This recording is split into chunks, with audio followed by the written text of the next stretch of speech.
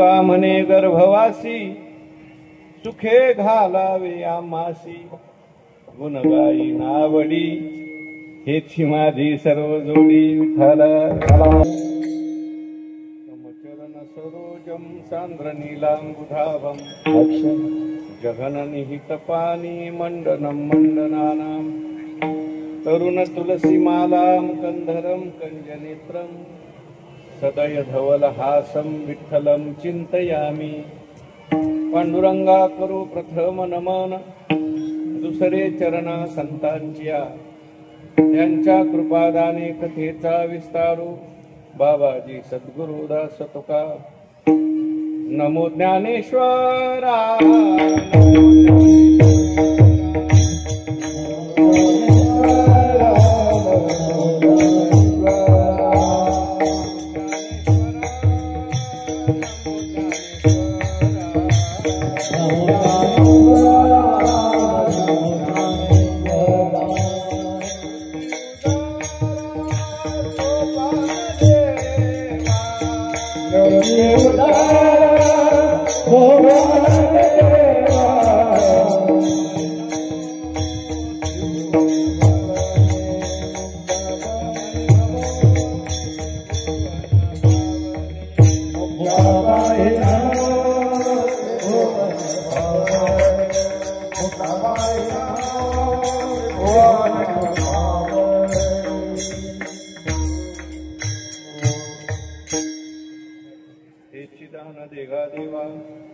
श्री विठ्ठला विसरण व्हावा गुण गायिना वडी हेची माझी सर्व जोडी. संत श्रेष्ठ जगदवंदे जगद्गुरु श्री तुकाराम महाराज प्रस्तुत अभंगातून भगवान पांडुरंग परमात्म्याकडे आपल्या परमार्थिक क्षेमाची मागणी करतात. विठ्ठल विठ्ठल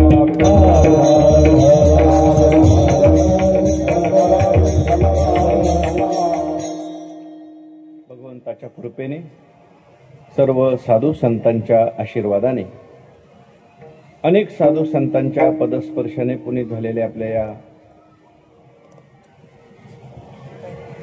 इताडे गावामध्ये समस्त ग्रामस्थ मंडळ, भजनी मंडळ, तरुण मंडळ, माता भगिनी सर्वांच्या सहकार्याने, सर्वांच्या प्रेमाने भगवंताच्या या पवित्र अशा प्रांगणामध्ये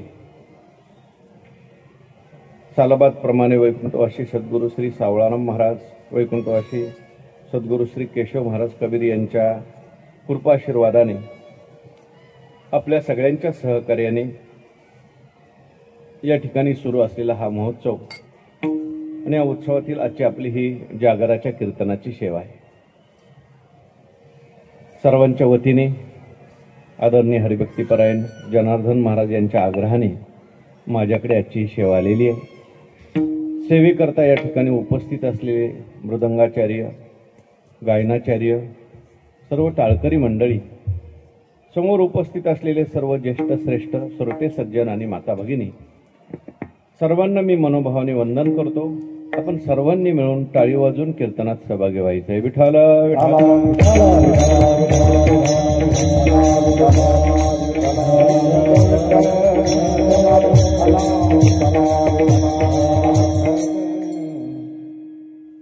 जगद्गुरु श्री तुकाराम महाराजांनी प्रस्तुत अभंगातून आपल्या परमार्थिक क्षेमाची मागणी केलेली आहे. हा अभंग म्हणजे जगद्गुरु श्री तुकाराम महाराजांचं एक प्रकारचं पसायदान आहे.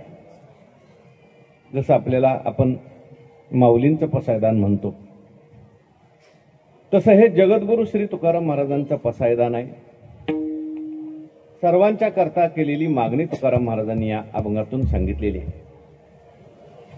हा अभंग बहुतेक सगळ्या लोकांचा पाठ आहे. इकडे माझ्याकडे लक्ष द्या. कीर्तनात विक्षेप होईल असं काय करू नका. विठ्ठल विठ्ठल विठ्ठल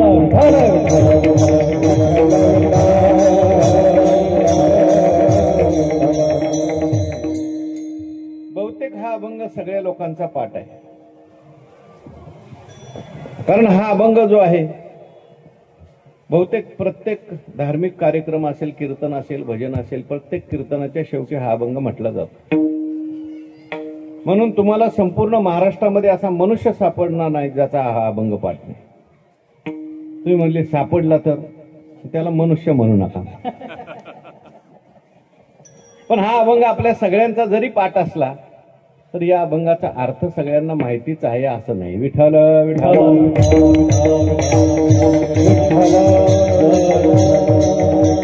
कारण बऱ्याच वेळेला आपण ज्या गोष्टी रोज करतो त्याच्या संबंधाने आपल्या मनामध्ये जीवनामध्ये अवज्ञा होण्याची शक्यता असते. शास्त्रामध्ये एक वचन आलंय, अतिपरिचयात अवज्ञा संतत गमनात अनादरो भवती. कुठल्याही गोष्टीचा अतिपरिचय झाला की त्याची आपल्याकडून काय घडते, अवज्ञा होते. बऱ्याच वेळेला आपण म्हणतो बऱ्याच गोष्टी पण त्याच्या अर्थाकडे आपलं काय होतं, दुर्लक्ष होतं. तुमच्या वैकुंठवासी परमपूज्य गुरुनाम गुरु मामासाहेब दांडेकर एक उदाहरण सांगायचे. ते म्हणायचे, आपण रोज नित्यनेम करतो, वारकरी सगळे नित्यनेम करतात, त्याच्यात ज्ञानेश्वरी वाचतात, गाथा वाचतात आणि वाचन करत असताना त्या ज्ञानेश्वरीमध्ये एक असा दोरा ठेवलेला असतो. कशा करता असतो दोरा? कालचं वाचन आज कुठं आलं हे आपल्याला कळण्याकरता दोरा असतो. मामासाहेब असं म्हणायचे, कालचं वाचन आज कुठं आलं हे ज्याला कळत नाही त्याचं कसलं आलंय वाचन म्हणायचे. म्हणजे खरं तर दोरा ठेवायची गरज पडली नाही पाहिजे, पण आपले सगळेच आपण ठेवतो. मोठ्या मोठ्याने वाचतात लोक. एक बाबा असेच मोठे मोठ्याने ज्ञानेश्वरी वाचायचे. त्यांचा जो नातू होता तो थोडासा गमतीशीर होता. त्याने विचार केला की आपले बाबा खरंच ज्ञानेश्वरी वाचतात का, त्यांचं लक्ष आहे का, आपण जरा थोडंसं तपासून पाहू. म्हणून तो मुलगा काय करायचा, यांनी ज्ञानेश्वरी वाचून ठेवली की बाबांची दोरी 50 पानं मागं नेऊन ठेवायची. बाबा दुसऱ्या दिवशी तिथूनच ज्ञानेश्वरी वाचायची. आता मला सांगा, ज्ञानेश्वरी कधी पूर्ण होईल? बाबा पूर्ण झाले पण ज्ञानेश्वरी चालूच राहील. याला म्हणतात नित्यनेमात आलेला कृत्रिमती. विठ्ठल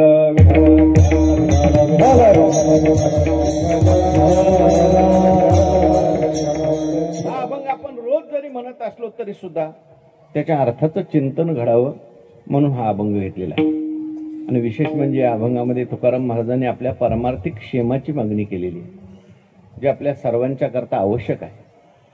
एक असतो योग आणि दुसरा असतो क्षेम. योग कशाला म्हणायचं? अप्राप्तस्य प्राप्तिही योगा. जी गोष्ट आपल्याला प्राप्त नाही ती प्राप्त होणं त्याला म्हणायचं योग. आणि क्षेम कशाला म्हणायचं? जे प्राप्त झालेलं आहे ते टिकणं त्याला म्हणायचं क्षेम. मनुष्याच्या जीवनात बऱ्याच गोष्टींचा योग येतो पण क्षेम होईलच असं नाही. योगापेक्षा सुद्धा काय अवघड आहे? क्षेम अवघड आहे. तुकाराम महाराजांनी म्हटलंय, कठीण योगाहुनी क्षेम ओ कविल्या ओ कविल्या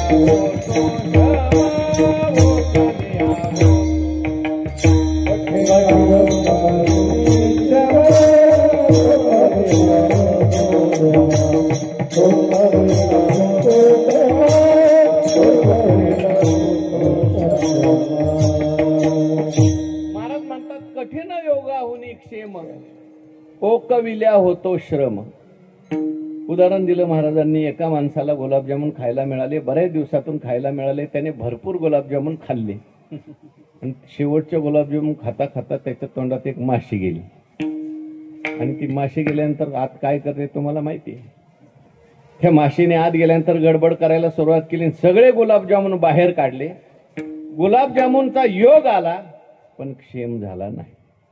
तसं बऱ्याच वेळेला परमार्थाचा योग येतो, चांगल्या गोष्टींचा आपल्या जीवनात योग येतो.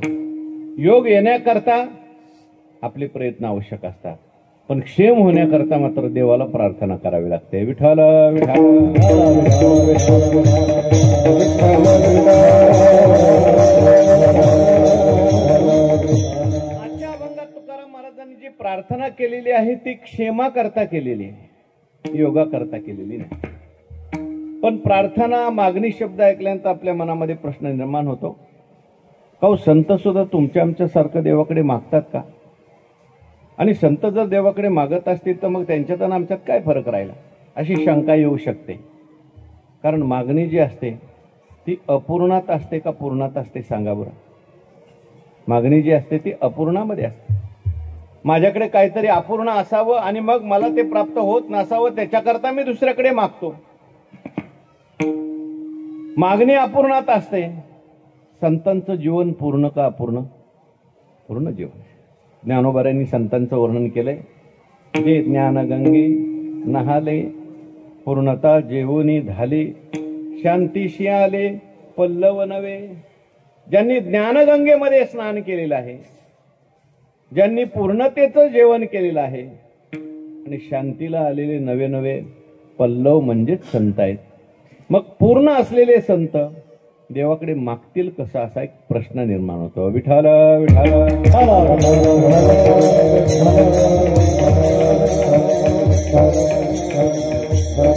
पण आपण संतांचं जीवन पाहिलं तर संतांच्या जीवनामध्ये आपल्याला न मागण्याचा बाणा दिसून येतो.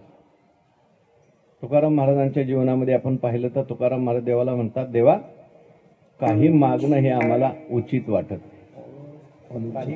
काही मागणे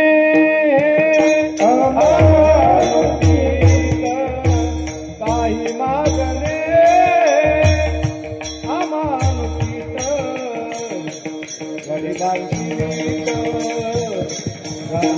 हलवू नका. वडिलांची काही मागणे काही मागणे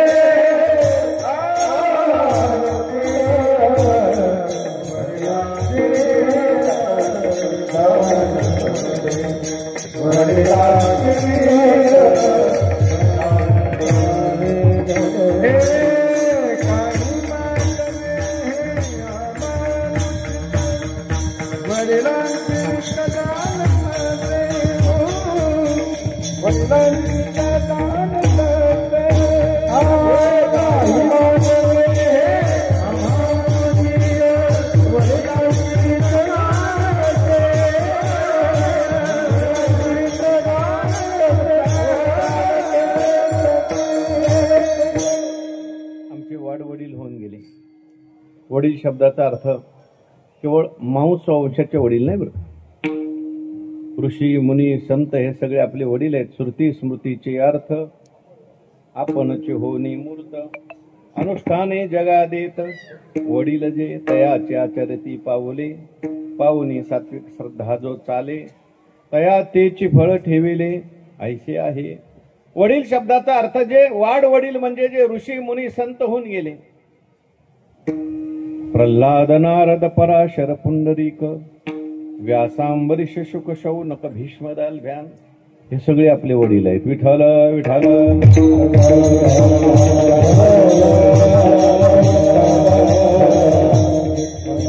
आणि तुकोबारायांच्या बाबतीत जर आपण पाहिलं तर तुकोबारायांच्या 2-4 अवतारांचं वर्णन संत वाङ्मयामध्ये येतं.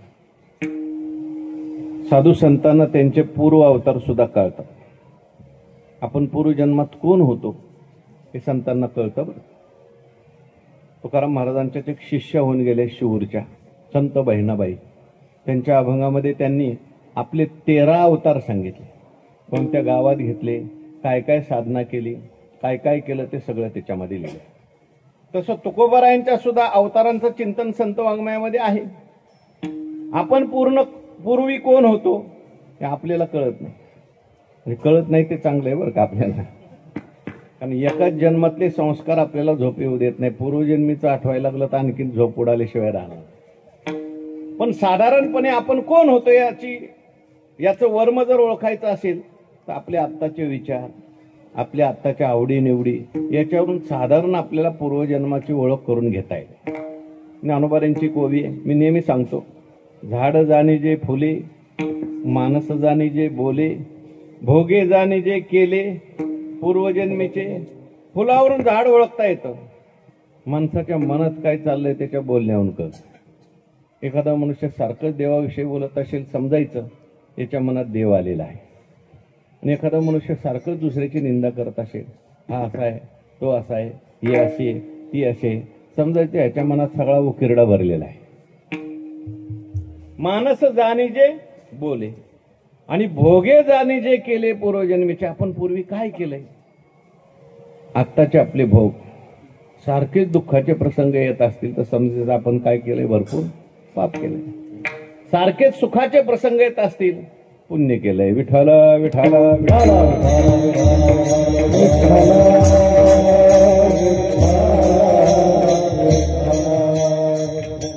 आता आपल्याला ज्ञानेश्वरी वाचायला आवडत असेल, समजायचं आपण पूर्वजन्मात सुद्धा ज्ञानेश्वरी वाचलेली.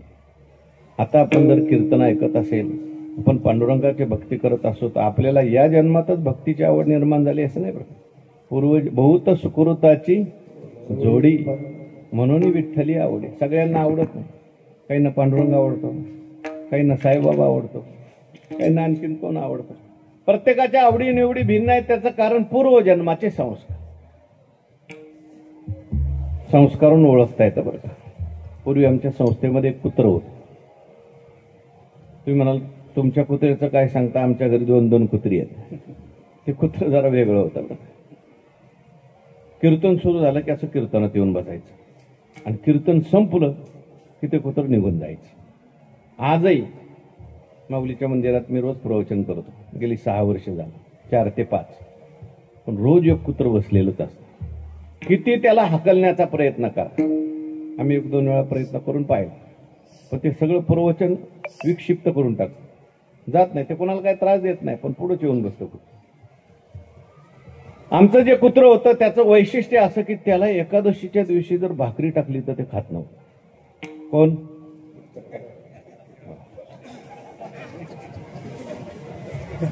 भाकरी टाकली तर खात नव्हतं. आमचे गुरुजी म्हणायचे नका टाकू त्याला भाकरी.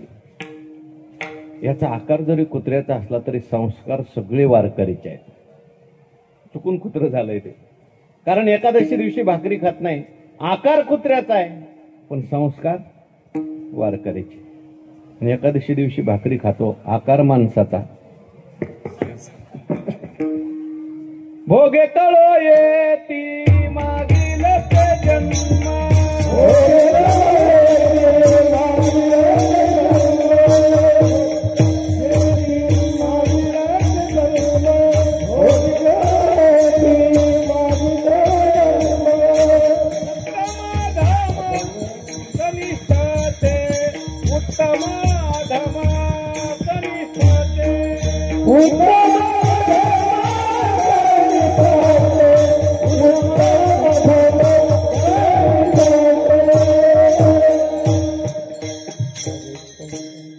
तुकाराम महाराजांच्या पूर्वजन्माचं चिंतन सांगताना असं सांगितलंय की तुकाराम महाराज कृत युगामध्ये भक्तवर्य प्रल्हादजी होते.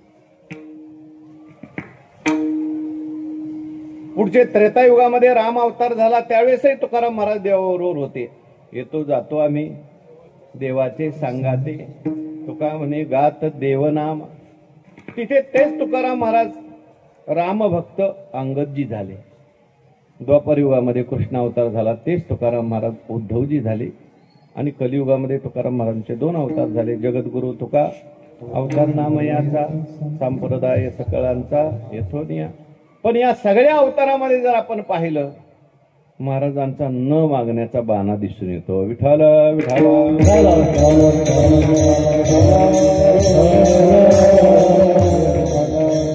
अगदी पहिल्या कृतयुगातल्या भक्तवर्य प्रल्हादजींच्या अवतारात जर आपण पाहिलं तर तिथे तुकाराम महाराज देवाला काही मागत नाही. भागवतामध्ये भक्तवर्य प्रल्हादजींचं चरित्र आलंय. प्रतिकूल परिस्थितीत देवाची भक्ती केली. प्रतिकूल परिस्थिती सुद्धा आपल्याला अनुकूल करून घ्यायची, कशी भक्ती करायची पाहायचं असेल तर भक्तवर्य प्रल्हादांचं जीवन. सगळ्या घरातला विरोध. बापच असा होता, तो म्हणायचा माझ्या गावात, माझ्या नगरात, माझ्या राज्यात कोणी देवाचं नाव घ्यायचं नाही. देवाचं नाव घेतलं की टाकलाच तुरुंगात. त्यामुळे भीतीने कोणीच नाव घेत नव्हतं. बरं, समजा आता जर कायदा निघाला, माळ घातली की तुरुंगात टाकायचं, हसलेले काढून टाकतील. पण भक्तवर्य प्रल्हादजी असे होते की सगळ्यांचा विरोध स्वीकारला. ते म्हटले जग जरी एका बाजूला असला तरी जगाचा बाप आपल्या बाजूने, काही घाबरायचे कारण नाही. आपण चांगलं करतोय, चांगल्या माणसाला घाबरायची गरज नाही. नामस्मरण करतोय, चिंतन करतोय. अनेक आघात आले, सगळे भक्तवर्य प्रल्हादजींनी सहन केले. भागवतात असं वर्णन आलंय, शेवटी त्यांच्याकरता भगवंतांनी अवतार धारण केला. बरं का, भक्तीचे नियाथिलेपणे दैत्य देवा निले उने, माझे नरसे तोलेने जयाची महिमे काय एरवी दैत्य कुळ साचोकारे परी इंद्र ही सरीनला आहे उपरे भक्ती गायत सरे जाती अप्रमाण तो प्रल्हाद उगा मजसाठी घेता बहुवे सदा किरीटी मिया द्याव्या त्या गोष्टी तयाची आजोडे विठाल विठाल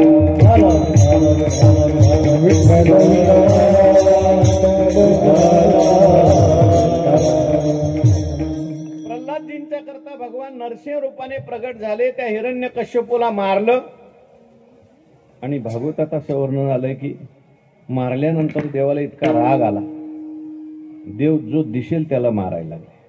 तुम्ही सगळे असताना माझ्या भक्ताला एवढा त्रास का? म्हणून देवाने असा विचार केला की मी आता कोणाला जिवंत ठेवणार नाही, भिंतीला धडका मारायची. कोणी देव समोर जायला तयार नव्हता. शेवटी एक देव म्हटला, देव काय आता कोणाला सोडणार नाही, देवाला शांत कसं करायचं? एक जण म्हटले, एक काम करा, वैकुंठातून लक्ष्मीला घेऊन या म्हटले.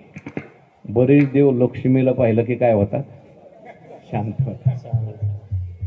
म्हणून गेले लक्ष्मीकडे. चला चला, त्यांना देवाला खूप राग आलेला आहे, देव दिसेल त्याला मारतायत. लक्ष्मी हसल्या, म्हणले मला माहिती आहे त्यांचा राग, बाहेर ते खूप रागवतात पण घरात अजिबात रागवत नाही, मला पाहिलं की शांतच होणार. आल्या लक्ष्मी माता आणि भगवान परमात्म्याच्या त्या महालामध्ये सरळ गेल्या. गेल्यानंतर ते भगवंताचं उग्र रूप होतं, नरसिंह अवतार. जीभ बाहेर आलेली, वर सिंहाचं मस्तक, खाली माणसाचं शरीर. आणि जे धावून लक्ष्मी मातेवर गेले, रागावून लक्ष्मी मातेवर धावून गेले, लक्ष्मी माताच्या पळत सुटले ते वैकुंठातच जाऊन थांबले. तिथं देवांना सांगितलं की हे आमचं नाही, दुसरंच कोणतरी दिसते. आमचा देव शांताकारम आहे, शांताकारम भुजगशयनम. आता देवाला कसं शांत करायचं? म्हटले ज्याच्या करता अवतार धारण केलाय त्याला पुढं पाठवा. भक्तवर्य प्रल्हादजींना पुढं पाठवलं आणि मग देव शांत झाले. जशी गाय वासरा करता धावून येते तसे देव धावून आले. प्रल्हादजींना मांडीवर घेतलं, डोक्यावरून हात फिरवला. भागवतकार सांगतात की देवाच्या डोळ्यात पाणी आलं. देव म्हणायला लागले, बाळा तुला ह्या लोकांनी किती त्रास दिला तरी तू माझं भजन सोडलं नाही. थोडा त्रास झाला तर लोक माळा काढून टाकतात, वारी सोडून देतात, देवदेव सोडून देतात. तुला या लोकांनी एवढा त्रास दिला, तू माझं भजन सोडलं नाही. प्रल्हादाने हात जोडले आणि सांगितलं, ही सगळी तुमची कृपा आहे, त्याच्यात माझं काहीच नाही. माझी एक इच्छा आहे बाळा, तू काहीतरी मागून घ्यावंस. प्रल्हादजीने हात जोडले, म्हणले देवा तुमची भक्ती करायची आणि मागायचं, मला काय तुम्ही व्यापारी समजले काय? मला काही नको, तुमच्या कृपेने सगळं काही व्यवस्थित आहे. अरे बाबा माझी इच्छा आहे म्हणून काहीतरी माग. त्या प्रल्हादजींनी हात जोडले आणि सांगितले, देणार का देवा? हो देणार. एक द्या. काय देऊ? इथून पुढे कधी मागण्याची इच्छा होऊ देऊ नका, एवढंच द्या. विठाला विठाला.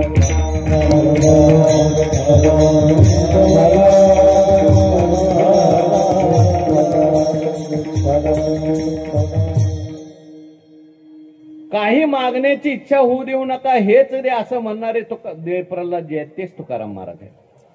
त्यांचे शब्द आहेत, काही मागणे ही अमानोचीच वडिलांची रीत जाणत असो. पण तेच तुकाराम महाराज आजच्या अभंगात मागतात. किंबहुना तुकाराम महाराजांचे बरेच अभंग असे आहेत की त्याच्यात मागितलेले आहे. मग का मागतात? त्याची एक दोन कारणं लक्षात घ्या. तुम्हाला आम्हाला कसं मागावं हे कळावं म्हणून माग. कोणाकडे मागावं, कसं मागावं, कधी मागावं, काय मागावं हे आपल्याला माहिती नाही. हे आपल्याला कळावं त्याच्याकरता त्यांनी मागून दाखवलेलं आहे. आणि दुसरी महत्वाची गोष्ट, भगवान परमात्मा सारखा मागा मागा मागा म्हणतो. मग देवाची अवज्ञा होऊ नये. देवा तू जर म्हणतोस ना मागा, तर मग मला हेच दे. काय हेच दे? अभंगाचं पहिलं हेच दान दे ग देवा, हेच दान दे ग देवा, हेच दान दे ग देवा, हेच दान दे ग देवा, हेच दान दे ग देवा, हेच दान दे ग देवा, हेच दान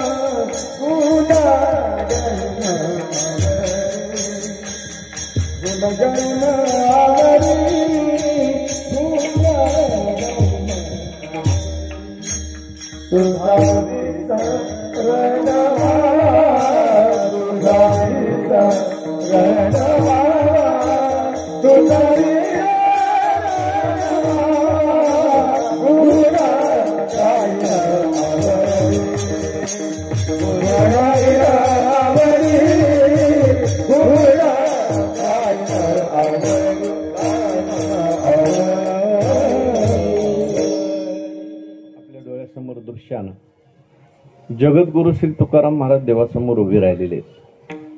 भगवान परमात्मा प्रसन्न झालेले आहेत. कीर्तन म्हणजे नुसतं ऐकायचं नाही बरं का, कीर्तन हे चालतं बोलतं ध्यान आहे. विठ्ठल विठ्ठल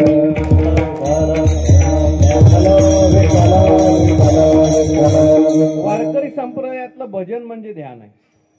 वारकरी संप्रदायातला काकडा म्हणजे ध्यान आहे. किंबहुना वारकरी संप्रदायातली कथा आणि कीर्तन हे काय ध्यान आहे. काही काही लोक असं म्हणतात, अहो तुमच्या संप्रदायात ध्यानच नाही. म्हटलं ध्यान कसं नाही? अहो कीर्तनाला उभं राहिलं की पहिला अभंग असतो सुंदर ते, म्हणजे फक्त ध्यान तिकडं असलं पाहिजे, पण ध्यान आहे ना. तुका म्हणे कथा देवाचे हे ध्यान. संतांनी डोळे उघडे ठेवून करायचं ध्यान सांगितलं बरं का जास्त, कारण डोळे झाकून करायचे ध्यानात झोप येण्याची शक्यता आहे. म्हणून संतांनी डोळे उघडून करायचं ध्यान जास्त सांगितलंय. विठ्ठल विठ्ठल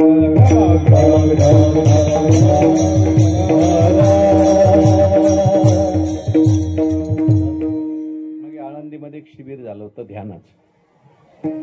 एक विश्वविख्यात जगात ध्यान शिकवणारी संस्था आहे, त्यांनी ते शिबिर घेतलं होतं.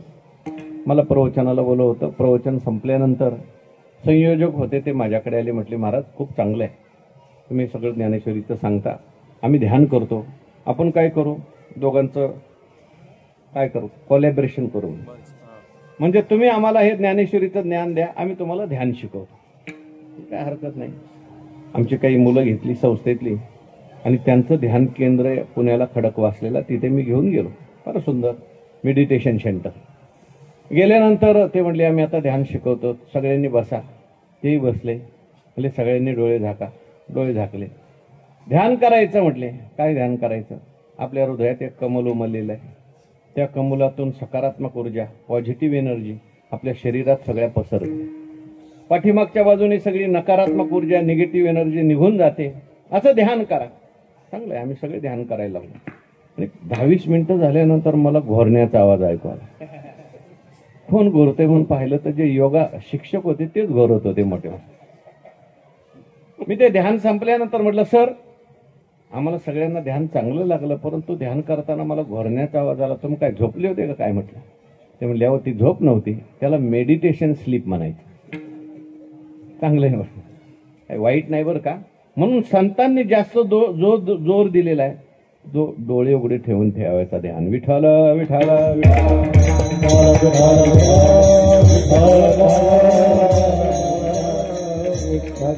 आपल्या संतांनी जी समाधी सांगितली ती व्यवहारकालीन समाधी सांगितली. ताटस्थ अवस्थेला समाधी सांगितलं नाही बरं का. वैकुंठवासी मामासाहेब दांडेकर यांनी असं लिहिलंय, भगवंतांनी गीता जी आहे ती वनातच का रणात का सांगितली. वास्तविक पाहता ही जी विद्या आहे ती वनातली विद्या आहे. पण वनातली असलेली विद्या, जंगलात पूर्वी सांगितलेली विद्या, तिला आरण्यक विद्या असं म्हटलेलं आहे.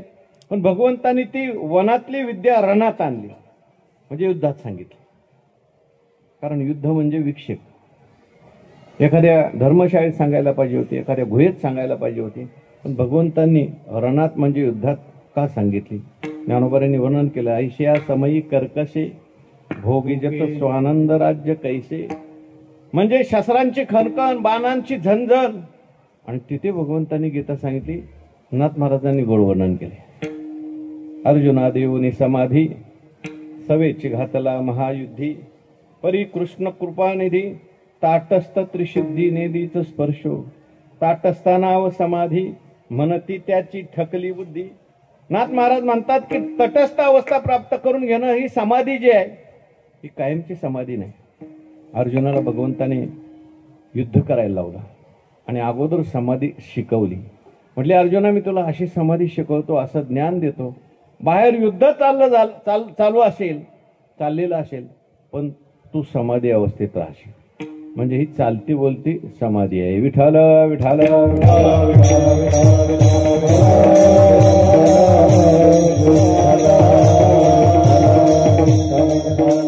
आमचे गुरुवारी एक नेहमी वाक्य सांगत असतात, तुम्ही लक्षात ठेवा ते वाक्य बरं का, फार महत्वाचं वाक्य. सांगू का?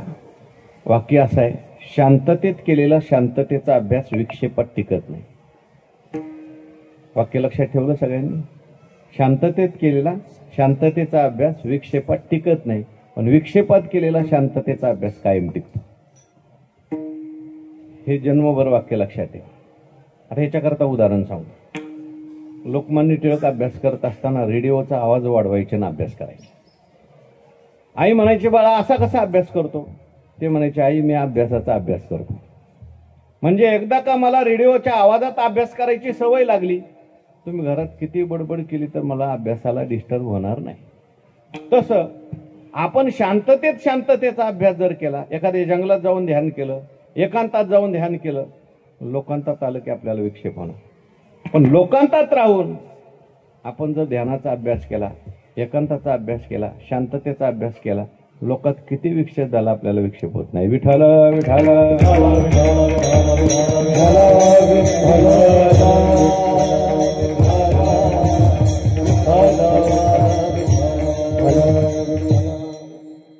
म्हणजे आपल्यावर आहे बरं का. आता माईक मागं पुढं झाला, मी जर ठरवलं असतं रागवायचं, माईक फेकून द्यायचा, मी करू शकलो असतो. पण त्याने मलाही विक्षेप होणार आहे, सगळ्याच विक्षेप होणार आहे. पण मी जर विक्षेप मानलाच नाही, कोणी बडबड केली, आलं काय गेलं काय, मी म्हटलो बरं का विक्षेप होईल असं वागू नका. पण आता सवय आपण ठेवली पाहिजे, कारण कुठेही गेलं विक्षेप आहेच. म्हणून संतांनी शांतता ठेवण्याचा आपण प्रयत्न केला पाहिजे. आपण कुठेही जा, संघर्ष करावा लागतो, विक्षेप जीवनात आहेच. म्हणून संतांनी जे ध्यान शिकवलंय, संतांनी जी समाधी शिकवलेली आहे ती अशा पद्धतीची आहे. तुमचा व्यवहार सुरू असला तरी तुम्हाला समाधीत राहता येतं. ही सहज समाधी आहे. विठाल विठाल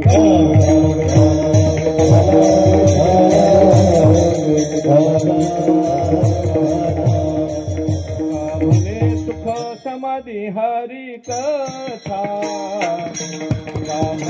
सुख समाधी हरी कथा, सुख समाधी हरी कथा,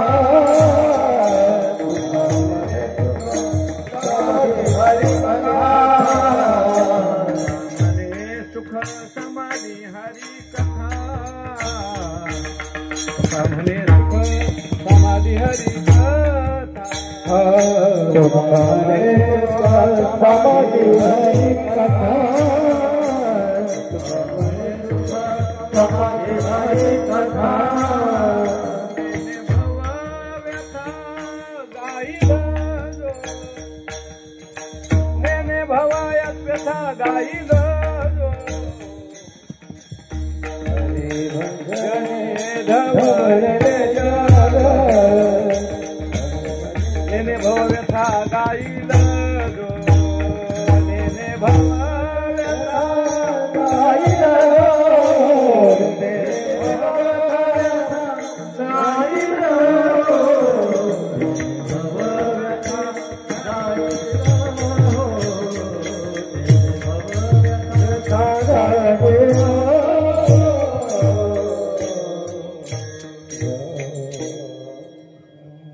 थोडेसे आपण बाजूला गेलो.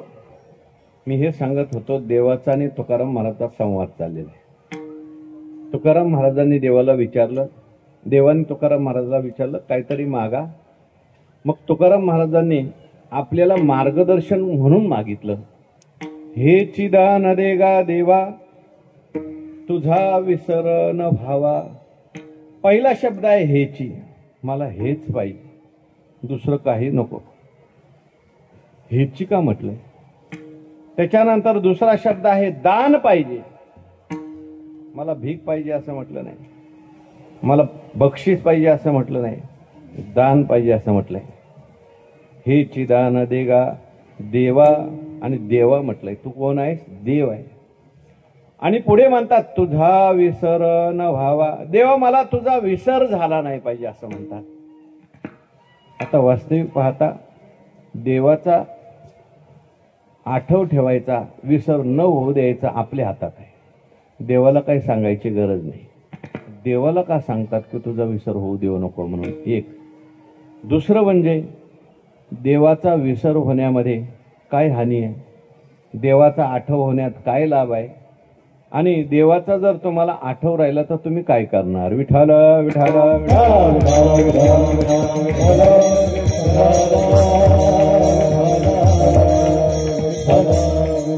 पहिला शब्द वापरला हेच पाहिजे. याचा अर्थ देवाला दुसरंही काही द्यायची सवय असली पाहिजे. अनेक भक्तांना देवाने अनेक भरपूर काय काय दिलेले आहेत. भक्तांचे प्रकार आपण गीतेमध्ये पाहतो. अर्थो जिज्ञासोरार्थार्थी ज्ञानीच भरतर्षभ. आपापल्या हिताचे निलोभे मज आवडे तोही भक्त झोंबे. परिमीची करी वालभे ऐसा ज्ञानिया एकू. आपापल्या हिताकरता देवाला झोंबणारे भक्त आहेत. तुकाराम महाराज म्हणतात देवा मला हेच पाहिजे, दुसरं काही नको. याचा अर्थ देव कदाचित दुसरं काहीतरी देऊन आपल्याला फसवण्याची शक्यता आहे. म्हणून तुकाराम महाराज म्हणतात देवाला दुसरं काही मागायचं नाही, हेच मागायचं. विठाल विठाल.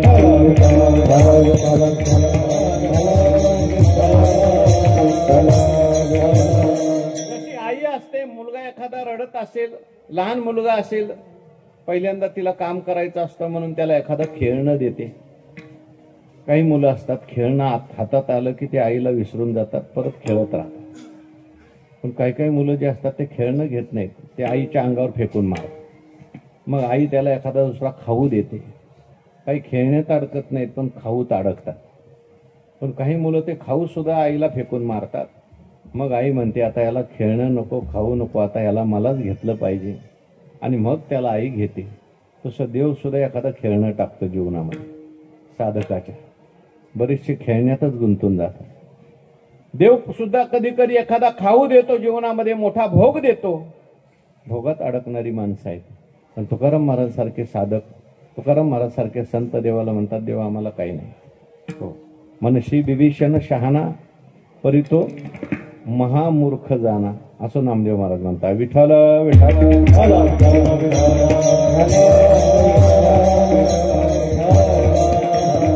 आम्हाला हेच पाहिजे, दुसरं काही नको. काय पाहिजे? हेच म्हणजे हेची दान. आम्हाला दान पाहिजे. तुकाराम महाराजांनी दान शब्द वापरलाय. या दान शब्द वापरण्यात तुकाराम महाराजाला देवाचं दातृत्व सुचवायचं. भीक वेगळी असते. भिकेमध्ये मनुष्य स्वतंत्र नसतो. बघा, एखादा भिकारी आपल्या दरवाज्यावर आला आणि म्हणायला लागला मला आज पुरणपोळी वाढा. लोक काय म्हणतील? तुला पुरणपोळी खायची ना, घरी जा, स्वतःच्या घरी पुरणपोळी बनवून खा. किती खायची ते? आम्ही जे देतो घेतो का तू? नाही तर पुढे हो. म्हणजे भिकेमध्ये मनुष्य स्वतंत्र नसतो. पण दान जे असतं ते याचकाच्या इच्छेनुसार द्यावं लागतं. विठाल विठाल.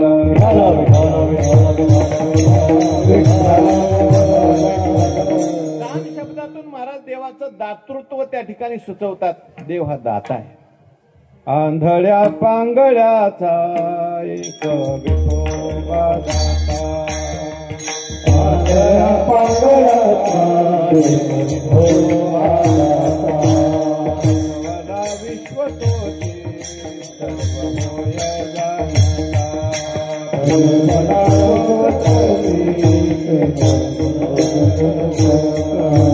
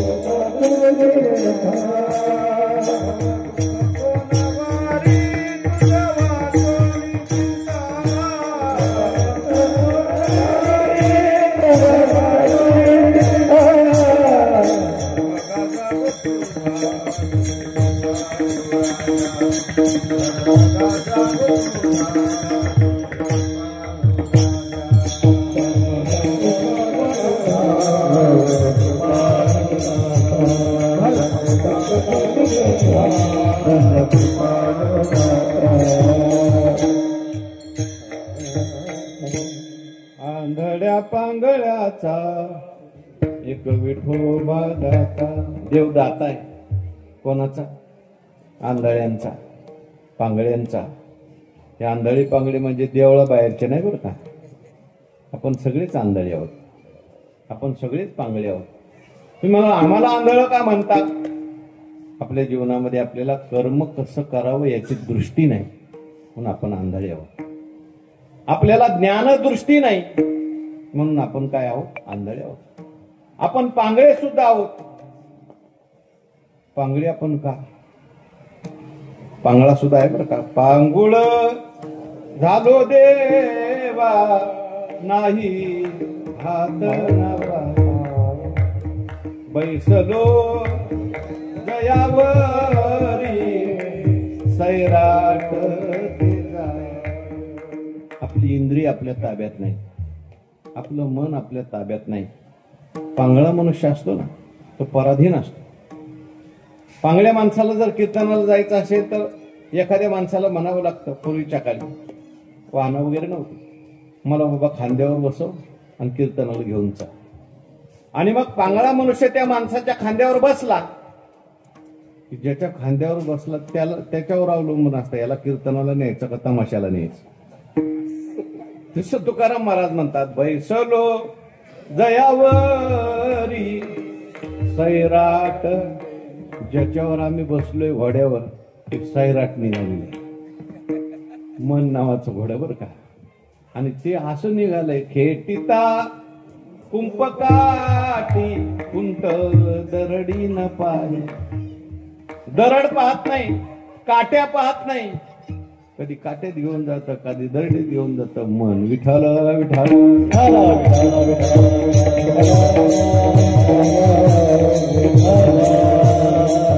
असे जे आंधळे आहेत, असे जे पांगळे आहेत, ज्यांच्याकडे वैराग्य नाही, ज्यांच्याकडे ज्ञान नाही, अशांचा दाता भगवान परमात्मा. तुझे अवधारी जाणव स्वतंत्र, देताना मनसी पात्रा पात्र. कैवल्य ऐसे पवित्र, वैरी आहे दिले. तुवा सनकाजी काचेनी ज्ञानी, सायुज्य सोरू सुरीला पुतणे. जे विषाचेनी स्तनपाने मारू आले. किती देवाचा अवधारी आहे. ऐशिया अपराधिया शिशुपाळा, आपण पे ठाव दिदला गोपाळा. उत्तान पदाचे या बाळा, काय द्रौपदी चाड. म्हणजे तो वनाला याची लागी, बैसावया पित्याच्या उत्संगी.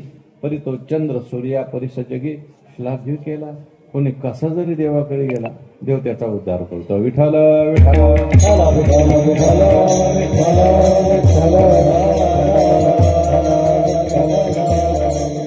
म्हणून हे देवा तू दाता आहेस, म्हणून मला दान पाहिजे. हेची दान देगा देवा, मला तू देव आहेस, सगळ्या जगाचा मालक आहे, मला ते दान पाहिजे. कोणतं दान पाहिजे? तुझा विसर न व्हावा. देवा मला तुझा विसर झाला नाही पाहिजे. तुकाराम महाराज देवाला म्हणतात विसर झाला नाही पाहिजे. याचा अर्थ तुकाराम महाराजांना देवाचा विसर आहे का आठव आहे? ज्या अर्थी तुकाराम महाराज विसर झाला नाही पाहिजे म्हणतात, त्या अर्थी तुकाराम महाराजांना देवाचा आठव आहे. आणि आठव आहे, विसर होण्याची शक्यता आहे, म्हणजे योग झालेला आहे. पण क्षेम पाहिजे, म्हणून तुझा विसर न व्हावा. विठ्ठल विठ्ठल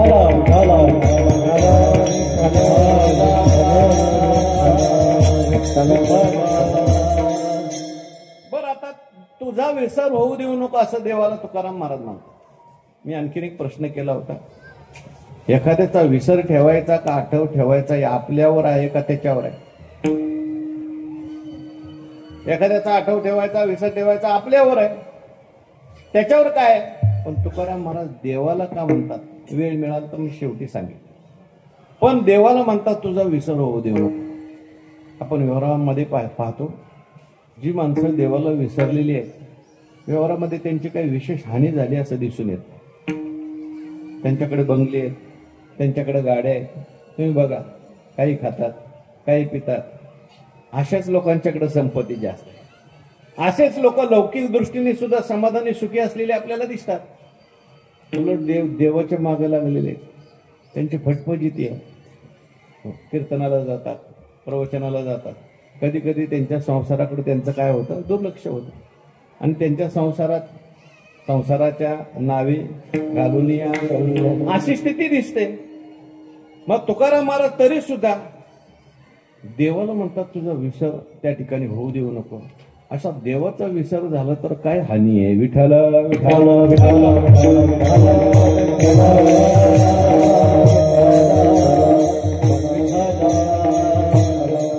लौकिकात तर बरेच लोक देवाला विसरलेले आहेत. एखाद्या माणसाला जर आपण म्हटलं, येता का कीर्तनाला, येता का वारीला, येता का भजनाला, तो म्हणतो आमचं काय अडलंय, आमचं सगळं व्यवस्थित चाललेलं आहे. हो, संपत्ती वगैरे व्यवस्थित आहे, घर वगैरे व्यवस्थित आहे, मुलं बाळ व्यवस्थित आहे, आमचं सगळं व्यवस्थित चाललेलं आहे, मग आम्हाला देवाचं भजन करायची गरज काय, असं बरंच लोक म्हणतात. त्यांना असं वाटतं इथं जे आलेले आहेत ना सगळे हे आडलेले आहेत. आडलेले नाही बरं का. केवळ नडीची भक्ती करणारे भक्त वेगळे, सवडीची भक्ती करणारे वेगळे, आणि आवडीची भक्ती करणारे वेगळे. विठ्ठल विठ्ठल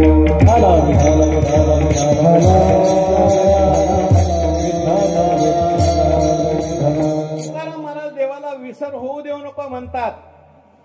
लौकिक दृष्टीने जरी आपल्याला देवाला विसरलेले लोक सुखी असलेले दिसले, समाधानी असलेले दिसले, त्यांच्याकडे बंगले दिसले, गाड्या दिसले, तरी सुद्धा तात्विक दृष्टीने, परमार्थिक दृष्टीने ते कधीच सुखी होऊ शकत नाही. कारण ये रती माईके दुःखाची जनिती नाही आधी अंती.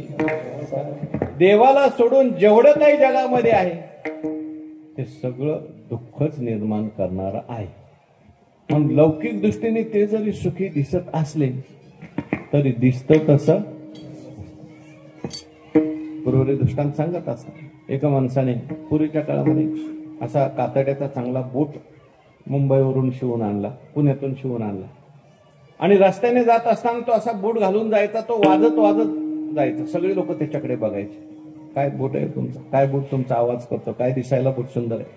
तो म्हटलं, बाहेरून दिसायला चांगला आहे हो, पण आतल्या आत मलाच चावतो, ते मलाच कळतं. म्हणजे तसं बाहेरून सगळ्यांचा बूट चांगला दिसतो, पण आत चावत असतो. विठ्ठल विठ्ठल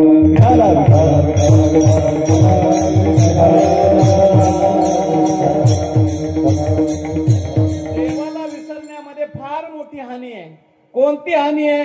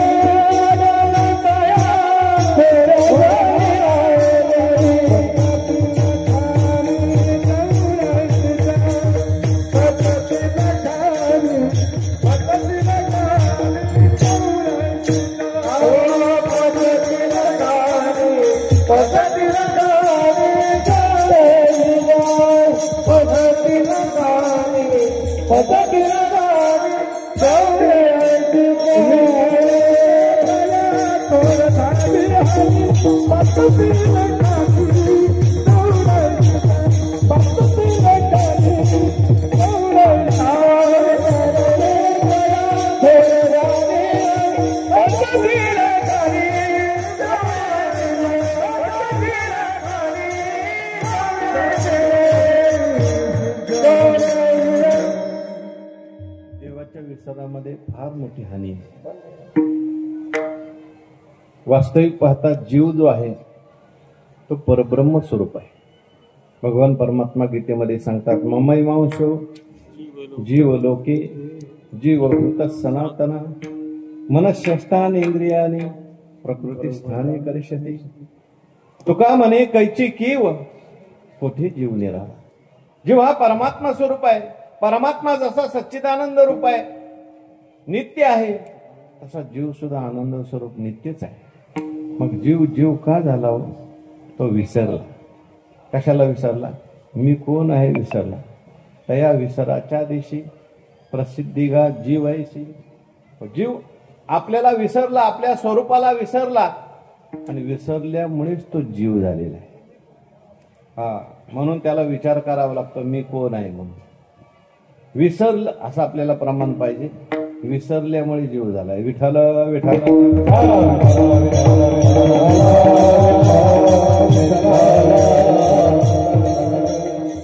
जे प्राणिया कामी भरू देहाची हरी आदरू म्हणून पडला विसरू. आत्मबोधाचा जीव हा परमात्मा रूप आहे, आनंद रूप आहे, पण तो विसरला आणि विसरल्यामुळे त्याच्या मागे जीवपणा लागला.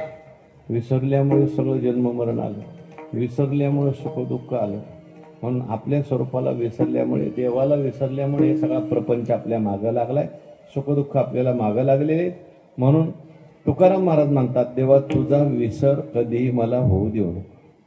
जेव्हा जेव्हा मनुष्य देवाला विसरतो त्याच्या जीवनात दुःख येतं. विठ्ठल विठ्ठल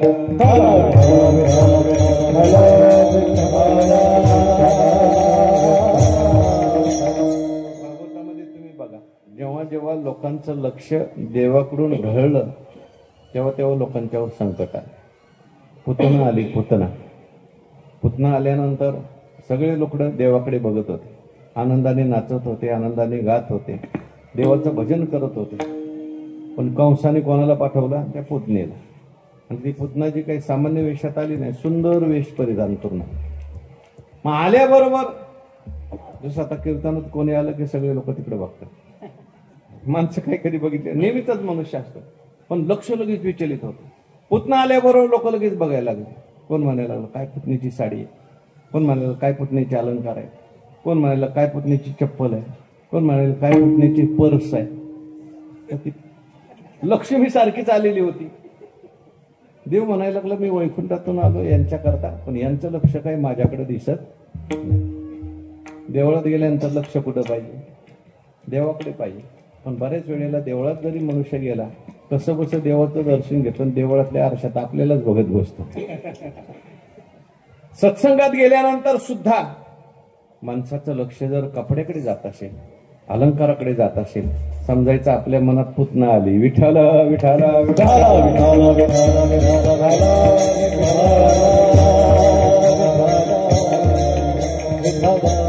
देवाला विसरल्यानंतर जीवनामध्ये फार मोठी हानी होत असते. जेव्हा जेव्हा आपण देवाला विसरतो, म्हणून सारखं देवाची आठवण ठेवली पाहिजे. काय मनामध्ये एकाच वेळेस दोन वृत्ती राहू शकत नाही. सुखदुःख ही सुद्धा वृत्ती आहे आणि देवाचं स्मरण ही सुद्धा वृत्ती.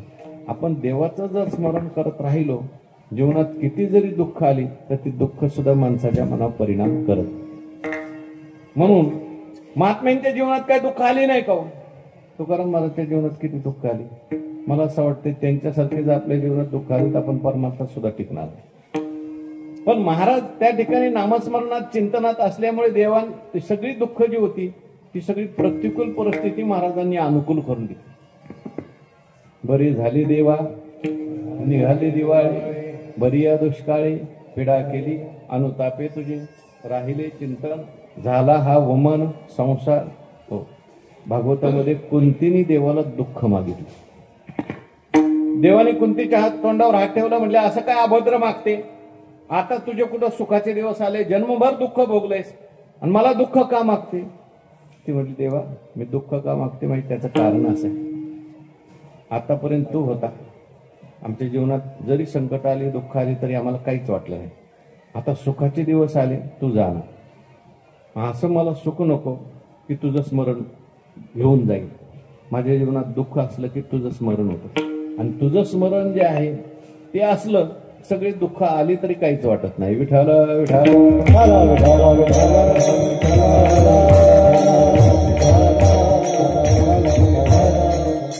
मी एक उदाहरण सांगत असतो. एकदा भगवान परमात्मा गोपाळांच्यावर खेळताना भगवान परमात्म्याचा नख एका गोपाळाला लागला आणि हाताला जखम झाली आणि रक्त आलं. रक्त आल्याबरोबर भगवान परमात्म्याने त्याच्यावर आपला शेला बांधला आणि त्या गोपाळाला सांगितलं आता जखम बरी झाल्याशिवाय खेळायला यायचं नाही. एक 10 दिवसानंतर तो गोपाळ खेळण्याकरता आला. आल्याबरोबर देव धावत गेले, म्हणले मला तुझी जखम बघू दे, बरी झाली का? पाहिलं देवाने तर त्या जखमीतून रक्त येतं. म्हणजे अरे 10 दिवस जखम झालेली अजून बरी नाही झाली. तर म्हटलं बरी झाली ती, पण मी टोकरून काढली. मला टोकरून का काढली बाबा? म्हणजे जखम बरी झाल्यानंतर मला असं भीती वाटायला लागली की मला तुझं स्मरण होणार नाही, कारण ही जखम तुझ्यामुळे झालेली. जखम दिसल्यानंतर तुझं सारखं स्मरण राहतं म्हणून मी उकरून काढली. म्हणजे जखम असली तरी चालेल, पण तुझं स्मरण घडलं पाहिजे. स्मरणामध्ये त्या ठिकाणी देवाचं स्मरण असेल तर दुःख दुःख वाटत नाही. विठाला विठाला विठाला विठाला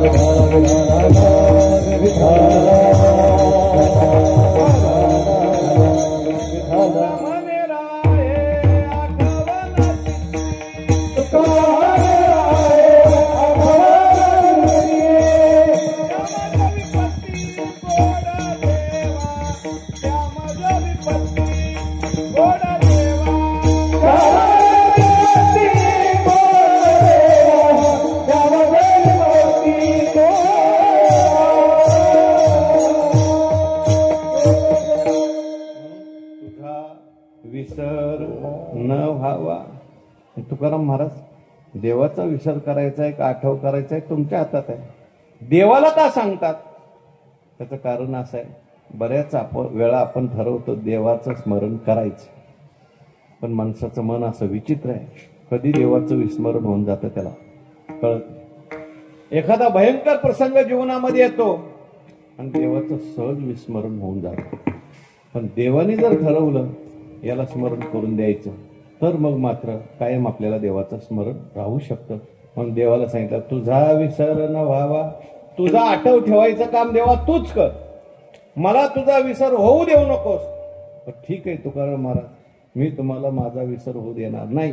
तुम्ही काय करणार?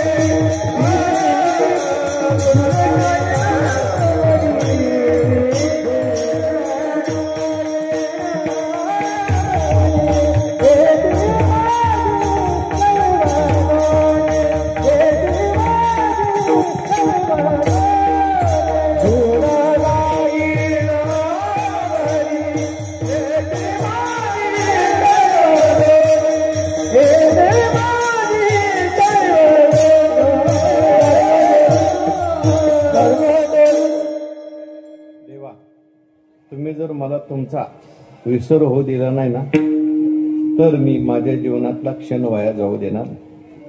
काय करणार तुम्ही? म्हटले गुण गाईन आवडी हेची माझी सर्व जोडी. मी तुमचे गुण आवडीने गाणार. किती आवडीने गाणार? हीच माझ्या जीवनातली सर्व जोडी आहे, हेच माझ्या जीवनातलं सर्वस्व आहे. अशा आवडीने मी तुमचे गुण गात राहणार. विठाल विठाल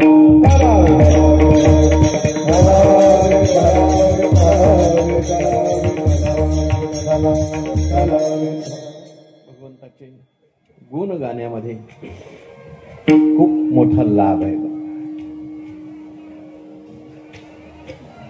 देवाचे गुण जे आहेत ते अनंत आहे. भगवंताचं चिंतन करण्याकरता भगवंताच्या गुणाचं चिंतन करायचं. देवाचे गुण अनंत आहेत. व्यवहारामध्ये आपण जर पाहिलं तर सगळ्या माणसामध्ये सगळे गुण नाही, एक गुण असतो, बाकीचे सगळे अवगुणच असतात. वरकड कोठे काही एक आहे एक नाही, पण एक देवच असा आहे की त्याच्यामध्ये सगळे गुण आहेत. बरं, संत आणि देव त्यांच्या ठिकाणी अवगुण नाही, नुसते गुणच आहे. किती गुण आहेत देवाचे असं म्हटलंय, अनंत म्हणती माझी या स्वामी ते, अनंत गुण त्यापे म्हणून या नाम तुझ्या पार नाही गुणा, माझी अल्पमती नारायणा. नामदेव महाराजांचा एक अभंग आहे, त्याच्यामध्ये नामदेव महाराजांनी एक यादी दिलेली आहे. नामदेव महाराज म्हणतात व्यवहारात एक असतं तर एक नसतं. सोनं आहे पण त्याला सुगंध नसतो, म्हणजे एक गुण आहे, दुसरा गुण आहे. हिरा आहे पण कोमलता नावाचा गुण आहे. तसं एक असतं ते एक नसतं, पण देवामध्ये सगळे गुण आहेत. त्याच्याकरता नामदेव महाराजांनी एक सुंदर अभंग लिहिला. संप्रदायामध्ये एक पारंपरिक चाल त्याला म्हटली जाते, गोड चाल आहे म्हणून मी मुद्दाम म्हणतो. सुवर्णानी परिमळ योगियानी हिरानी कोमळ, योगियानी निर्मळ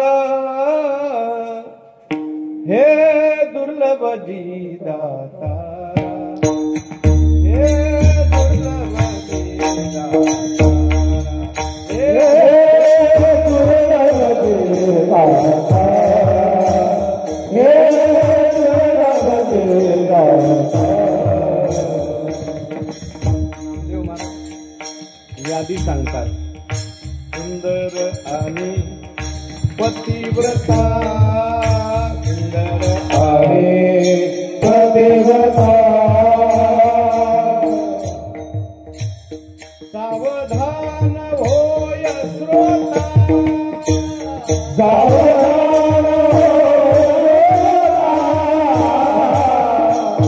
पुराणी कजन्याता, पुराणी कजन्याता,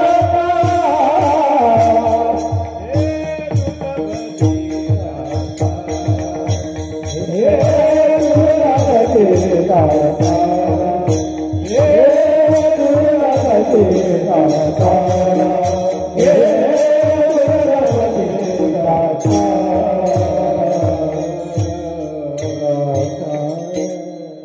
सगळे गुण एका ठिकाणी नाही. सुंदर आहे आणि पतिव्रता आहे, नाही तशा नाहीत बरं, पण दुर्लभ आहे. श्रोता आहे आणि सावधान बसलेला आहे, नाही तसं नाही, पण दुर्लभ आहे. वक्ता आहे आणि पुराणिक आहे, ज्ञाता आहे, दुर्लभ आहे. अनेक गोष्टी दुर्लभ आहेत. नामदेव महाराज म्हणतात, धनवंत आणि दयाळू, व्याघ्र आणि कृपाळू. धनवंत आहे आणि दयाळू आहे, दानधर्म करणार आहे, दुर्लभ आहे बरं का. आणि ज्या ठिकाणी धनवंत पण आहे, दयाळूता सुद्धा आहे, समजायचं ती देवाचीच उद्भूती आहे. जेथ जेथ संपत्ती आणि दया, दोन्ही वस्ते आली के ठाया, ते दान धनंजया विभूती माझी. धनवंत आणि दयाळू, व्याघ्र आणि कृपाळू, अग्नी आणि शीतळू, दुर्लभ आहे. शेवटी नामदेव महाराज म्हणतात, ऐसा संपूर्ण सर्व गुणी केवी पाविजे शारंग पाणी. विष्णुदास नामा करीत से विनवनी, मुक्ती चरणी त्याची या, हे दुर्लभ जी दाता, हे दुर्लभ जी दाता, हे दुर्लभ जी दाता, हे दुर्लभ जी दाता.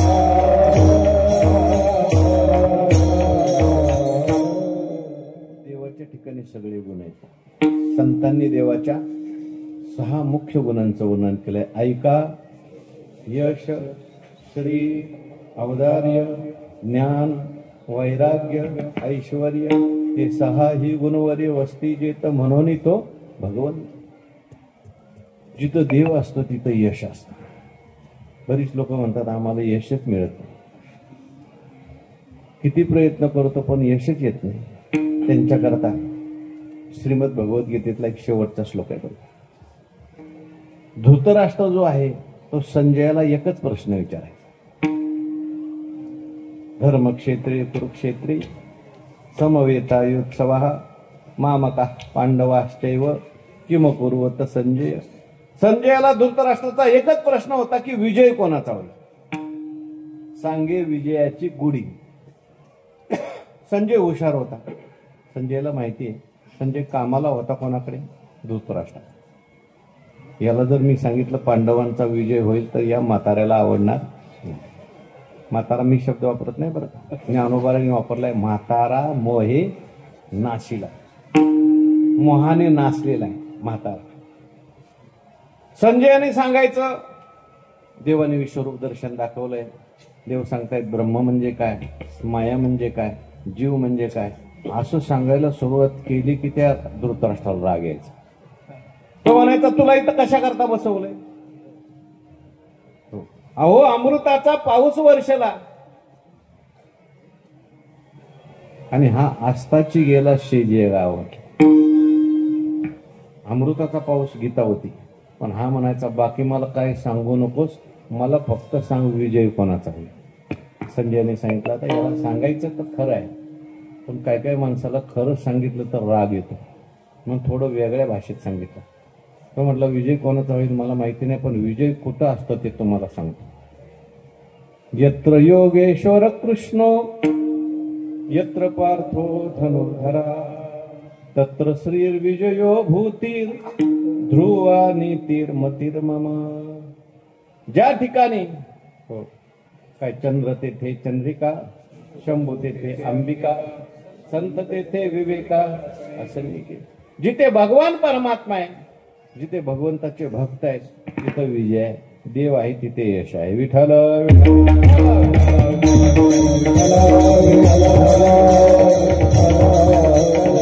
देव असतो तिथे श्री असते. श्री म्हणजे लक्ष्मी. ज्याला लक्ष्मी पाहिजे असेल त्याने देवाला घरात आणलं पाहिजे. पैसा घरात येणं वेगळं आणि लक्ष्मी घरात येणं वेगळं. काही लोकांना नुसती लक्ष्मी पाहिजे, नारायण नको.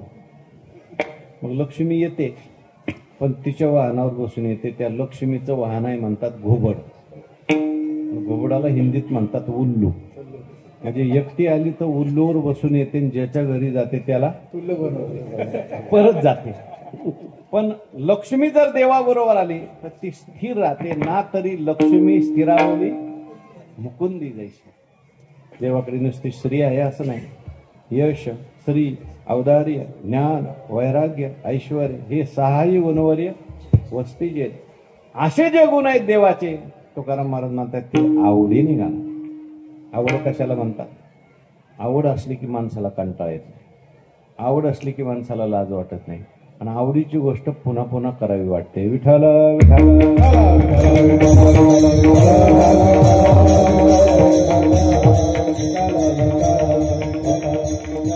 गाई नावडी हीच माझी सर्व जोडी. तुकाराम महाराजांना देव म्हणायला लागला ठीक आहे, तुम्हाला माझा मी विसर पडू देणार नाही. तुम्ही आवडीने माझे गुण गाणार पण माझ्यातर्फे मला तुम्हाला काही वस्तू देण्याची इच्छा आहे. जसं बाजारामध्ये गेल्यानंतर एकावर 2 फ्री घेऊन जा म्हणतात, तसं देव तुकाराम महाराजांना म्हटले माझ्यातर्फे मी तुम्हाला मुक्ती आणि संपत्ती देऊ इच्छितो, तुम्ही घ्या. तेव्हा तुकाराम महाराजांचं त्याच्याकरता उत्तर अभंगाच्या 3ऱ्या चरणात.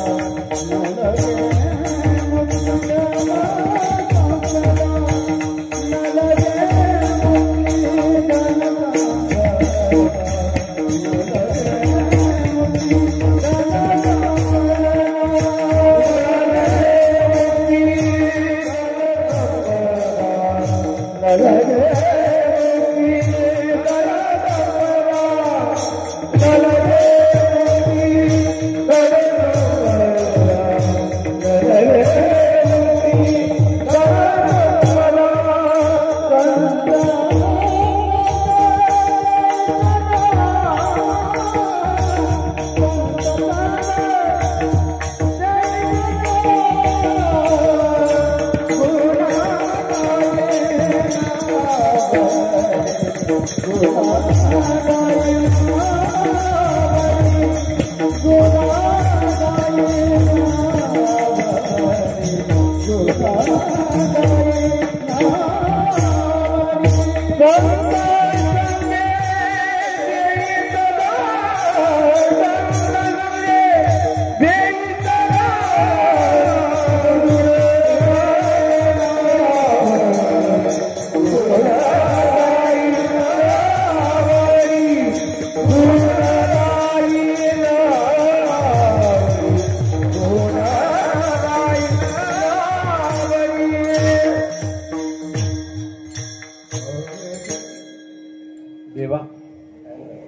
मला मुक्ती नको, न लगे मुक्ती आणि संपदा, धन संपदा नाही बरं का, मुक्ती आणि संपदा. कारण संपदा आणि धन एकच अर्थी शब्द आहे, तिथे आणि शब्द आहे. तुकाराम महाराज म्हणतात देवा मला मुक्ती नको, देवा मला संपदा नको, मग काय पाहिजे? संत संग देई सदा, मला संत संग पाहिजे. संत संग जर मिळाला तर संत संघामध्ये सारखं तुमचं स्मरण घडेल, आणि म्हणून मला संत संग द्या. आणि मुक्ती आणि संपदा नको असं महाराजांनी म्हटलंय. तुमच्या स्मरणामध्ये बाधा पडेल अशी मुक्ती नको, आणि बाधा पडेल अशी संपदा नको. जे तुकाराम महाराज म्हणतात जोडून या धन उत्तम व्यवहार, आणि संपदा नको का म्हणतात? तर संपदा आवश्यक आहे प्रत्येकाच्या जीवनामध्ये, पण देवाचं विस्मरण पाडेल इतकी संपदा नको. विठ्ठल विठ्ठल.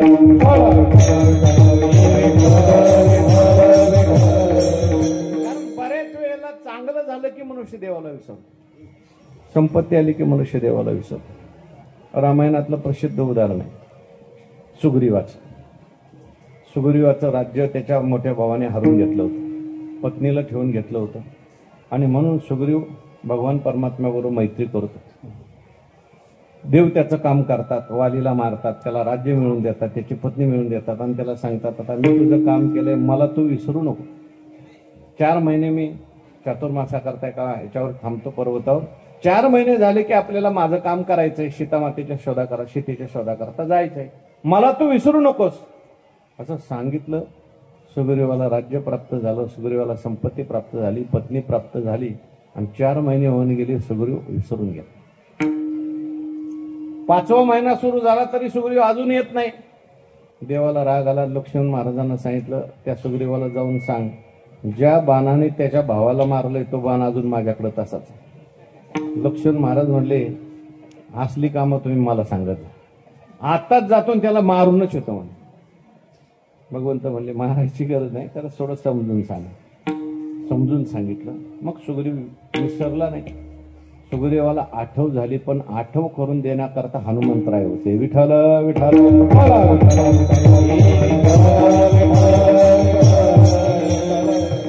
ठीक आहे, संपत्ती नको म्हणता, पण मुक्ती का नको म्हणतात? कारण सगळं जग कशासाठी प्रयत्न करत आहे? मुक्तीसाठी प्रयत्न करत. सगळे आपण मुक्ती म्हणजे काय हो? अत्यंतिक दुःखाची निवृत्ती, परमानंदाची प्राप्ती. पुन्हा जन्म नाही मुक्तीमध्ये. आणि अशी मुक्ती प्राप्त होत असताना सुद्धा तुकाराम महाराज मुक्ती नको म्हणतात. विशेष का नको म्हणतात? कारण तुकाराम महाराजांना आता भक्ती करायची, भजनाचा आनंद घ्यायचा आहे. म्हणून आपल्या वारकरी संप्रदायाचं हे वैशिष्ट्य आहे, आपल्याकडे मुक्तीपेक्षा भक्ती श्रेष्ठ मानली. विठ्ठल विठ्ठल.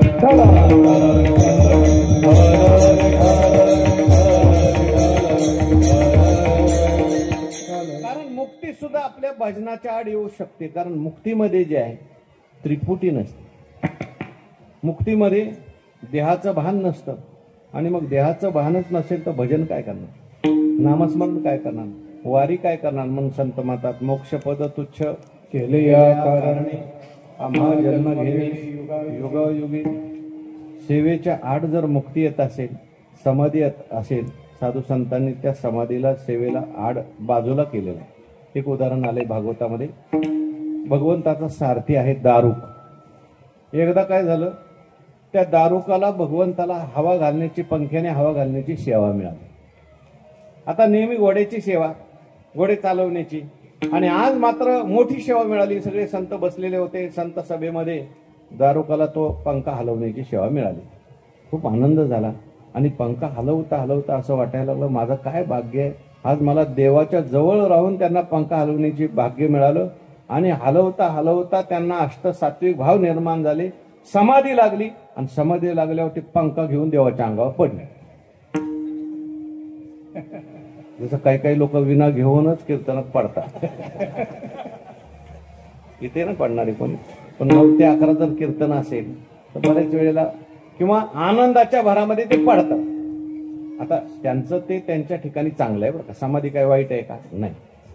पण सगळ्या लोकांनी दारुकाला उठवलं आणि सांगितलं तुम्हाला समाधी लागली, तुमची अवस्था चांगली आहे, सर्व काही चांगली आहे, पण तुम्ही सेवा करण्याच्या अधिकारी नाही. ज्याला सेवा करताना समाधी लागते तो सेवेचा अधिकारी नाही. विठ्ठल विठ्ठल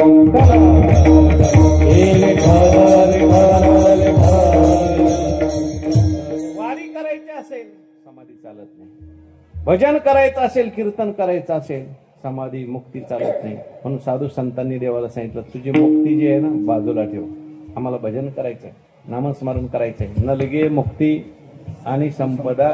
हा, भजन करताना जर मुक्ती असेल चालेल, पण तुझी मुक्ती जर आमच्या भजनात आडवी येत असेल, कीर्तनात आडवी येत असेल, नामस्मरणात आडवी येत असेल, दर्शनात आडवी येत असेल तर आम्हाला तसली मुक्ती सुद्धा नको. मोक्ष तुमचा देवा तुम्ही दुर्लभ तो ठेवा. आव पण तुकाराम महाराज तुम्ही मुक्ती नको म्हणता, मग तुम्हाला जन्म घ्यावा लागेल. त्याचं उत्तर शेवटचे चरण. तुका म्हणे गर्भवासी, तुका म्हणे गर्भवासी, तुका म्हणे गर्भवासी, तुका म्हणे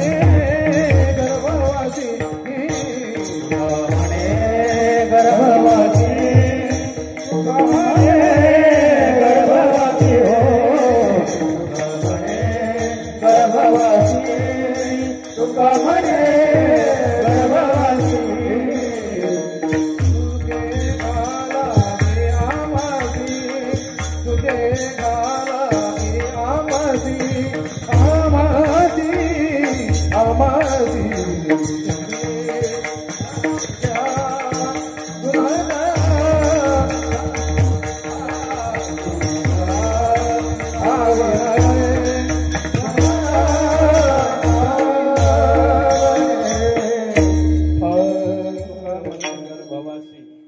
सुखे घालावे आम्हाची देवा तुला घालायचंय ना, गर्भाला घाल. गर्भवासी दुःख नाही येता जाता, हृदयी असता नाम तुझे. जे काही मला जन्म द्यायचा आहे ते दे, फक्त तुझा विसर झाला नाही पाहिजे, असं तुकाराम महाराज देवाला मागितलं. तेच आपण पांडुरंगाच्या यात्रेच्या निमित्ताने, उत्सवाच्या निमित्ताने देवाला मागायचं. हे चिदान दे गा देवा तुझा विसर न व्हावा, गुण गाई नावडी हीच माझी सर्व जोडी. आपण सगळ्यांनी मिळून भजन करू. एका मिनिटात आपल्याला कीर्तन संपवायचंय. पुरुष मंडळी आहेत, टाळकरी मंडळी आहेत, त्यांनी माझ्याबरोबर म्हणायचंय आणि माता भगिनी त्यांनी मागे म्हणायचं. सगळ्यांचा आवाज आला पाहिजे. विठोबा रखुमाई जय जय विठोबा रखुमाई, विठोबा रखुमाई जय जय विठोबा रखुमाई, विठोबा रखुमाई जय जय विठोबा रखुमाई, विठोबा रखुमाई विठोबा रखुमाई. पुरुष मंडळी विठोबा रखुमाई जय जय विठोबा रखुमाई, विठोबा रखुमाई जय जय विठोबा रखुमाई. पहिला मंडळ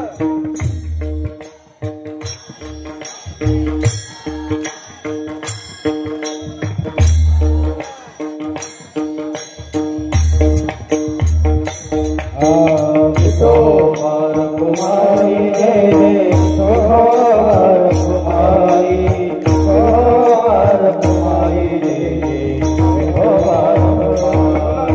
टाळी वाजवा म्हणा, टाळी वाजवा, टाळी आवाज.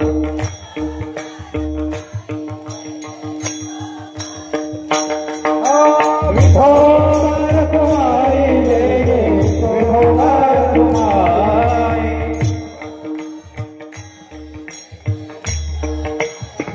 हे विठोबा रखुमाई जय जय विठोबा रखुमाई,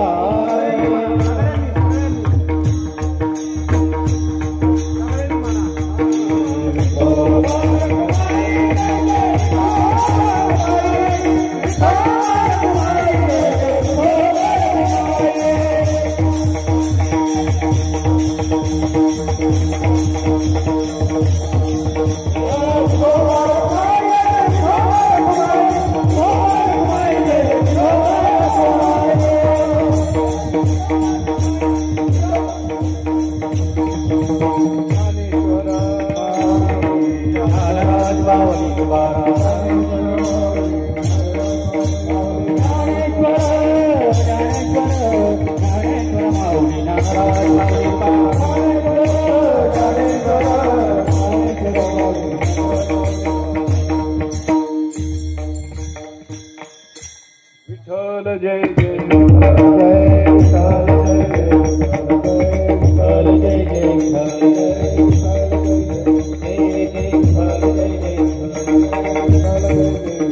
विठ्ठल जय जय